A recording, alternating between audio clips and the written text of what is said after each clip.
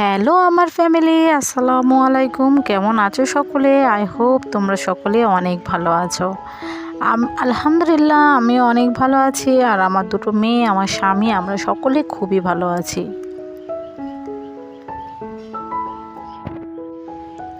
এই যে আজকের কিন্তু হঠাৎ করে বাড়িতে অতিথি আসবে। বাড়িতে অতিথি যখন আসবে শুনেছি, হঠাৎ করে ভেবে নিয়েছি বাবুর রুটিটা বলছে আগে করে নিয়ে তারপরে না অতিথির জন্য, মানে আমার বাড়িতে যারা আসবে তাদের জন্য একটু কিছু নাস্তা পানির ব্যবস্থা করব। শরীরটা দুদিন প্রচুর পরিমাণে খারাপ ছিল, সেই জন্য কিন্তু আমি ভিডিও দিতে পারিনি।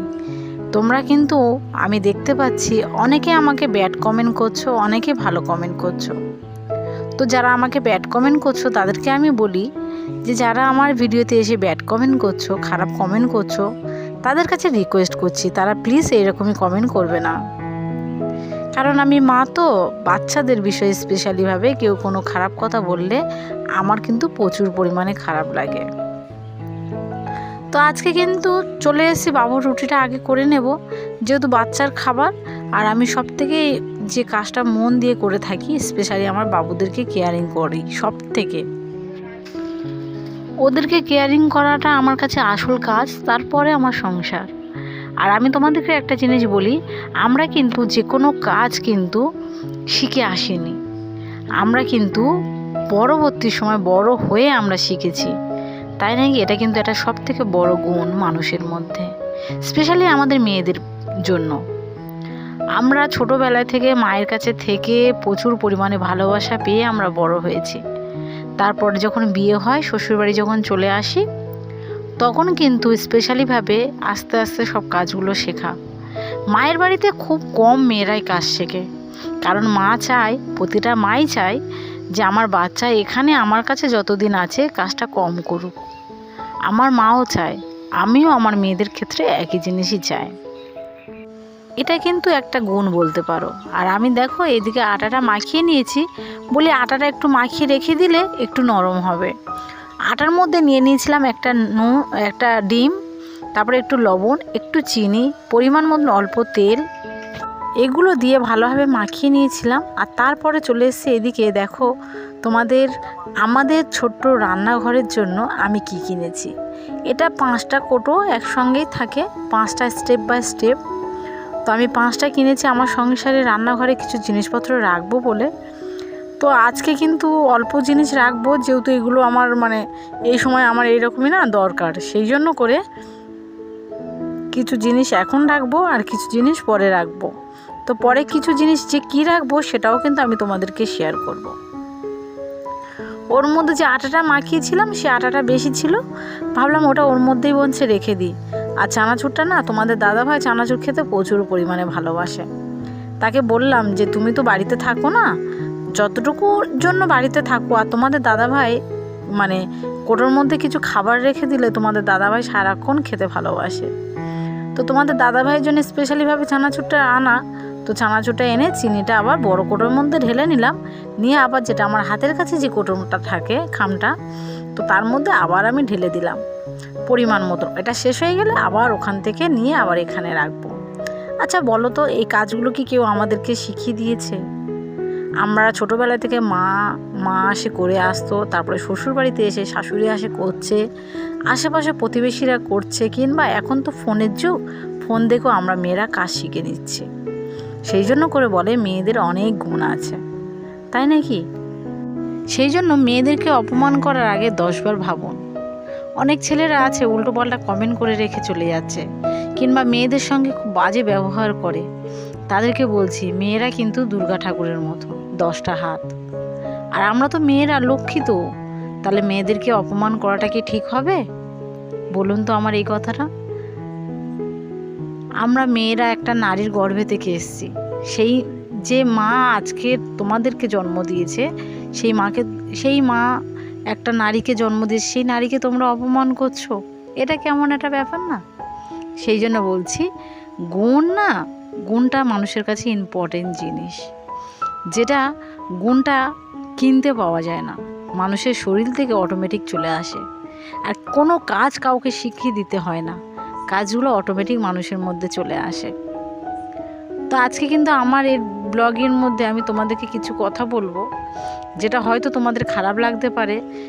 সবার কাছে একটা রিকোয়েস্ট, প্লিজ আমার ভিডিওগুলো কেটে কেউ দেখো না।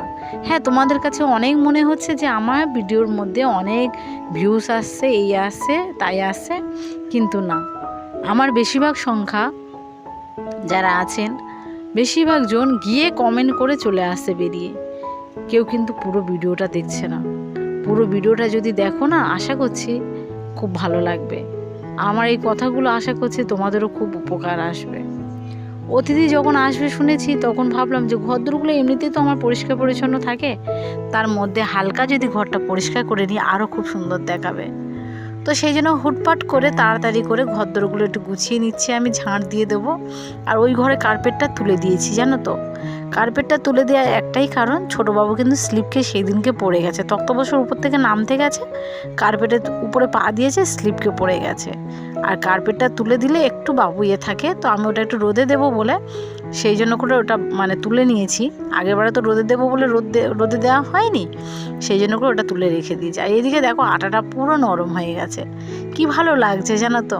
আর এদিকে আমি ভাতটা বসিয়ে দিয়েছি, যেহেতু রাত্রেবেলায় কিছু আর কি খাওয়া দাওয়া করব, আর সকালবেলার জন্য পান্তা, আমরা বাঙালি পান্তা না খেলে ভালো লাগে। তো আমার একটা জিনিস সেই জন্য করে আমি যখনই পরোটা করি কিছু কিংবা কোনো কিছু একটা হয়তো একটু পিঠে করলাম বা কিছু করলাম, আর এদিকে দাদা ভাই বাড়িতে থাকে না, আটাগুলো গোল্লা করে নিয়ে, আর আমি গেস্ট আসবে যেহেতু বাড়িতে খেতে ভালোবাসে না, তাদের জন্য সেই জন্য করে একার জন্য কিছু পরোটা ভালো লাগে না। আমি কিন্তু পরোটা দাদা ভাই বাড়িতে থাকে ভালোবাসি না, হয় একটু ভালো যতটুকু পারি ততটুকু আমি করার চেষ্টা করি। যেহেতু কেউ নেই তো আমাদের, আমরা 4টে মানুষ ফ্যামিলির মধ্যে।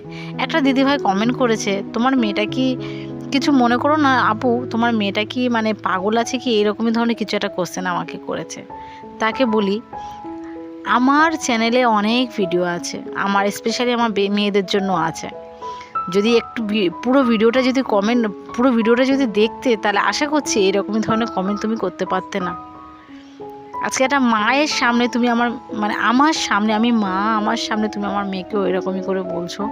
আরে তোমরা আমার ফ্যামিলির নতুন অতিথি, তোমরা যাও গিয়ে পুরো ভিডিওগুলো দেখে এসো, তারপরে কমেন্ট করো, দেখো আশা করছি তোমাদের ভালো লাগবে। কিন্তু তার আগে উল্টোপাল্টা কমেন্ট কেউ করবে না। আরও অনেকে অনেক রকমভাবে কমেন্ট করেছে, এটা কোনো বাড়ি হলো নাকি ভাই, আমি এই ভাঙাচোরা ঘরের মধ্যেই থাকি, তোমাদের পাকা ঘর হতে পারে, আমার দরমার ঘরটা আমার কাছে রাজপ্রাসাদ, তাই নাকি? উল্টোপাল্টা কমেন্টগুলো করে কি লাভ হয় তোমাদের যদি দেখতে না ভালো লাগে, দেখো না প্লিজ, রিকোয়েস্ট করছি তোমাদের কাছে, দেখো না। অনেকে এসে আমার ভিডিওতে কমেন্ট করে চলে যাচ্ছে যে আপু আমাকে একটু সাপোর্ট করো, আমাকে একটু সাপোর্ট করো। আমি তোমাদেরকে একটা কথা বলছি, সাপোর্ট তো অবশ্যই করব, কেন করব না? আমরা যে এত দূরে আসতে পেরেছি সবই তোমাদের জন্য, সাপোর্ট করব না বা কেন বলো? সবই তো তোমাদের জন্য। কিন্তু এইভাবে ভিডিওতে গিয়ে কেউ কমেন্ট করে না। তুমি গিয়ে যে কোনো ব্লগিংয়ে ভিডিওতে গিয়ে ভালো মন্দ কমেন্ট করে দেখবে, আশেপাশে যারা আমাকে কমেন্ট করছে তারা গিয়ে নিজেরাই তোমার চ্যানেলে গিয়ে নতুন বন্ধু হবে। আমি কিন্তু আজও পর্যন্ত এই যে চ্যানেলটা এত কষ্ট করে দাঁড় করাচ্ছি, দিন রাত ঘুম নেই আমার চোখের পাতায়, খুব কষ্ট করে আমি এই চ্যানেলের মধ্যে, কারণ আমি জানি এটাই আমার কাজ। আমার ভালো লাগে তোমাদের কাছে এগুলো তুলে ধরতে, আর স্পেশালি আমার মেয়েদের। তোমাদের ভালো ভালো কমেন্টগুলো আমার সত্যি খুব ভালো লাগে, তার মধ্যে কিছু কিছু কমেন্ট আমার প্রচুর পরিমাণে কষ্ট দেয়। এমন কোনো কাজ করো না যে আমি তোমাদের কাছে ভিডিও দিচ্ছি তার জন্য তোমরা আমাকে এত খারাপ কথা বলবে। আমি তোমাদের শত্রু নয়, কিন্তু শত্রুকেও ভালোবাসতে হয়, এটা আমার মা আমাকে শিখিয়েছে, আমার বড় বোন, মেজ বোন এগুলো আমাকে শিখিয়েছে, শত্রুকে ভালোবাসতে হয়। আর আমি ঠিক সেটাই শিখেছি। তোমরা আমার শত্রু যারা যারা খারাপ কমেন্ট করছো তাদেরকে আমি খুবই ভালোবাসি, কত খারাপ কমেন্ট করবে বলো?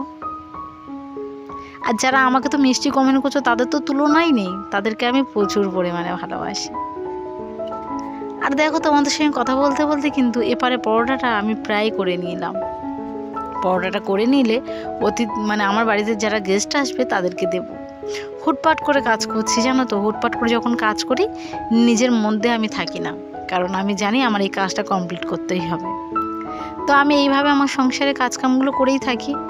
আর আমার মা তো প্রচুর পরিমাণে আমাকে শিখিয়েছে, যারা তোকে অপমান করবে তাদেরকে ভালোবাসবি, আর আমি ওটাই করতে ভালোবাসি।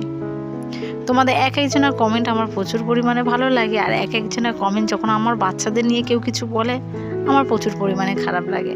একটা দিদিভাই কমেন্ট করেছে যে তুমি না তোমার ছোটো মেয়েটাকে জামা পরাবে আপু।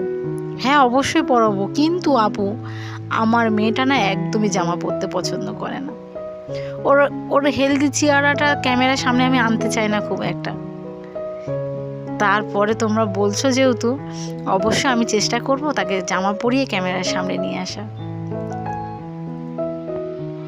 সবার কাছে রিকোয়েস্ট করছি, চ্যানেলটাকে যারা যারা ভিডিও দেখছো তারা একটা করে সাবস্ক্রাইব করে দিও, লাইক করে দিও। কেউ লাইকই করছো না, ভিডিও এসে কমেন্ট করে করে চলে যাচ্ছ। একটা করে লাইক করে দিলে টাকাও কাটবে না, সাবস্ক্রাইব করলেও টাকা কাটবে না। তো তোমাদেরকে সকলকে অনেক ধন্যবাদ এত সুন্দর ভিডিওতে কমেন্ট করার জন্য। আর যারা খারাপ কমেন্ট করছো তাদেরকে অনেক ধন্যবাদ, আজকে তাদের জন্য হয়তো আমি এত দূরে আসতে পেরেছি। তোমাদের সকলকে অনেক ধন্যবাদ। তোমাদের কিন্তু সকলকে একটা কথাই আমি বলতে পারি, মেয়েদের যে গুণগুলো দেখতে পাচ্ছ তারা কিন্তু ছোটোবেলা থেকে এই গুণগুলোও শিখে আসে না। মায়ের বাড়িতে থাকলে বড় আদরে থাকে তো তারা, সেই জন্য তারা কিন্তু কোনো কাজই করে না। অনেক মেয়ে আছে ছোটোবেলা থেকে কাজ করে, কিন্তু অনেকে আছে মা করতে দেয় না তাদেরকে। যেমন আমার মা আমার কোনো কাজই করতে দেয় না এখনও পর্যন্ত। ছোটোবেলা থেকে গরিব সংসারের থেকে বড় হয়েছি তো, ছোটোবেলা হোস্টেলে চলে গিয়েছিলাম, তারপরে হোস্টেল থেকে বিয়ে করেছিলাম। বিয়ে করার পরে তারপরে বুঝলাম যে সংসারটা সত্যি খুব কঠিন। আমাদের সংসারটা প্রচুর পরিমাণে কঠিন। আমার বাবা মাও একসময় এইরকমই কষ্ট করে আমাদেরকে থেকে বড় করেছে, আমরা কেন বড় করতে পারবো না আমাদের ছেলে মেয়েদের? সবসময় কিন্তু চেষ্টা করি যতটুকু পারি ততটুকু তোমাদেরকে শেয়ার করতে, মনের কথাটা তোমাদেরকে বলার জন্য। আর এর মধ্যে একটা তোমাদের সুখবর বলে দিই, যে একটা আপু আমাকে কমেন্ট করেছিল যে আপু তোমার জন্য একটা গিফট আছে, আমি কি করে পাঠাবো। সে আপুটা কোথায় থেকে বা কী ব্যাপার আমি তাও জানি না। তা আমার অ্যাড্রেস দেয়া ছিল, ওই অ্যাড্রেসে আমার ঠিকানাতে একটা ঘড়ি পাঠিয়ে দিয়েছে, যেটা তোমরা এই ভিডিওর মাধ্যমে দেখতে পাবে। আর তোমাদের দাদা ভাই না প্রচুর পরিমাণে কাজ করে জানো, তোমাদের দাদা ভাই প্যান্টগুলো প্রচুর পরিমাণে ছিঁড়ে গেছে। তো ভাবলাম সে মানুষটা তো কাজ করছে আমাদের 3-4 পেটের খাদ্য জোগাড় করার জন্য, আর কেন সে বা কেন ছেঁড়া জামা প্যান্ট পরে থাকবে বলতে পারো? তো তার জন্য কিন্তু আমি জোর করে তোমাদের দাদা ভাইয়ের সঙ্গে ঝগড়া করে চলে গেছি দোকানে, গিয়ে 3টে প্যান্ট নিয়ে চলে এসেছিলাম। ভিডিওর মধ্যে অবশ্যই তোমরা লক্ষ্য করেছো। ওপারে কাজকামগুলো সেরে পুকুরে চলে এসেছি, পুকুরে এসে কাজকামগুলো সেরে নিই, যেহেতু অনেক বাসন থালা পড়ে গেছে। হাতের কাছে পানি না থাকলে প্রচুর পরিমাণে অসুবিধা হয়। আর আমার যেহেতু অনেকটা লঙে পানিটা, অসুবিধা কিছু নেই, কষ্ট সয়ে সয়ে পিঠ দেয়ালে ঠেকে গেছে।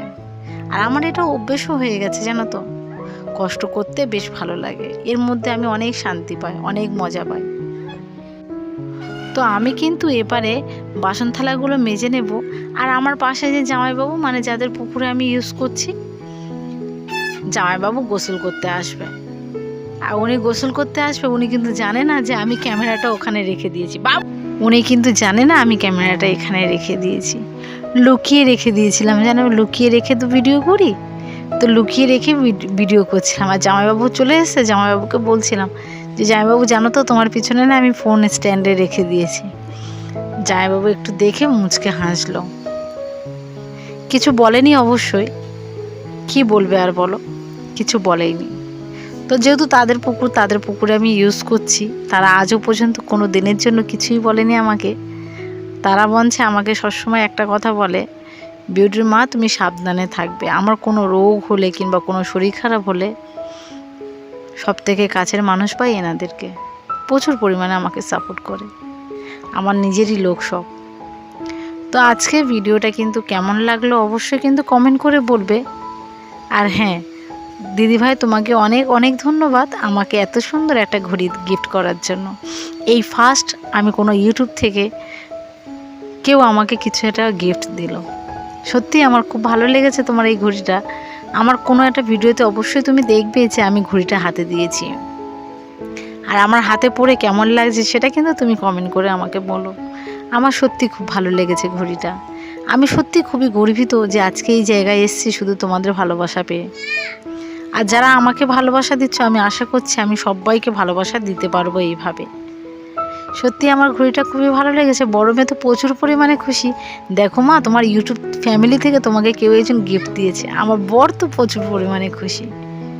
Thank you so much. আজকে এই প্রথম মনে হচ্ছে আমি নিজেকে একটু জয়ী মনে করলাম, আমি জিতে গেলাম। তোমাদেরকে অনেক অনেক ধন্যবাদ এতটা ভালোবাসা দেওয়ার জন্য। তো আজকে কিন্তু এই যে গিফটটা দেখতে পাচ্ছ দিদিভাই, তোমাকে অনেক অনেক ধন্যবাদ আবার তোমাকে বললাম। তো ভিডিওটা যারা দেখছো তাদের কাছে রিকোয়েস্ট করছি প্লিজ চ্যানেলটাকে সাবস্ক্রাইব করে আমার পাশে থাকবেন। Thank you.